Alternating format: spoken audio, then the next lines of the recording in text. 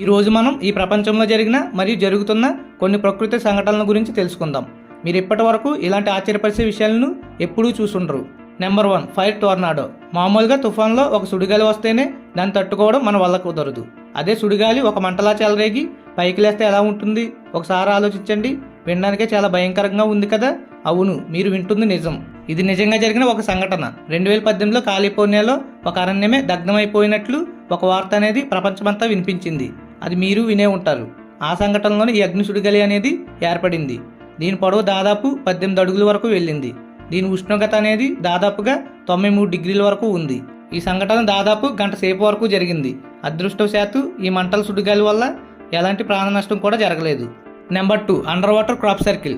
ఒకసారి ఈ సర్కిల్ని చూడండి. దీన్ని చూస్తేనే అర్థమవుతుంది ఇది సముద్రం నీటి లోపల ఎవరో దీన్ని సృష్టించారు అని. కానీ ఇలాంటి రూపాన్ని సృష్టించింది మనుషులు మాత్రం కాదు. దీన్ని సృష్టించింది ఒక చేప అంటే మీలో ఎంతమంది నమ్ముతారు? మీకు పఫర్ చేప తెలుసు కదా. అదేనండి, శత్రువులు దాడి చేస్తే బంతిలాగా మారిపోతుంది కదా, ఆ చేపనే.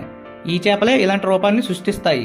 మీరే చూడండి ఇది ఎంత అద్భుతంగా ఎలాంటి కొలతలు లేకుండా దాని చిన్న చిన్న రెక్కలతో ఇంత అందమైన ఆకారాన్ని సృష్టించిందంటే నిజంగా ఆశ్చర్యపోవాల్సిన విషయమే కదా. ఇది ఇలాంటి రూపాన్ని ఎందుకు రూపొందిస్తుందో తెలుసా? ఇది తన పార్ట్నర్ని ఇన్వైట్ చేసి తన సంతానాన్ని పెంచుకోవడానికి ఇలాంటి ఒక సర్కిల్ని రూపొందిస్తుంది. ఈ సర్కిల్కి మధ్యలో ఒక చిన్న రంధ్రం ఉంటుంది. ఆ రంధ్రంలో ఆడచేప గుడ్లు పెడుతుంది. ఈ సర్కిల్ని గీయడం అంత తేలికైన పని కాదు. ఈ చేప 24 గంటలు ఒక్క నిమిషం కూడా రెస్ట్ తీసుకోకుండా 7 రోజులు కష్టపడి ఆ చేప ఈ రూపాన్ని రూపొందిస్తుంది. వినడానికి ఆశ్చర్యంగా ఉంది కదా. అంతేకాకుండా మధ్యలో ఉండే రంధ్రంలో చెత్త కానీ చిన్న రాయి కానీ లేకుండా శుభ్రం చేస్తుంది. Number 3, Horsetail Falls. ఈ జలపాతం పేరే అద్భుతంగా ఉంది కదూ. ఈ జలపాతానికి ఇలాంటి పేరు ఎందుకు పెట్టారంటే ఈ జలపాతంలో నీరు పడే విధానం గుర్రపు తోక ఆకారంలో కిందకు పడుతున్నట్లు ఉంటుందట. ఈ జలపాతంలో ఇదొక్కటే ప్రత్యేకత కాదు, ఇంకొకటి కూడా ఉంది. ఈ జలపాతాన్ని ఫిబ్రవరిలో చూడడానికి వెళ్తే ఆ జలపాతం నుంచి నీళ్ళైతే రావు, దగదగా మండే మంటలు వస్తుంటాయి. అది కూడా దగదగా మెరిసిపోతూ పారుతుంటుంది. కానీ నిజానికి అవి మంటలు కాదు, నీళ్లే.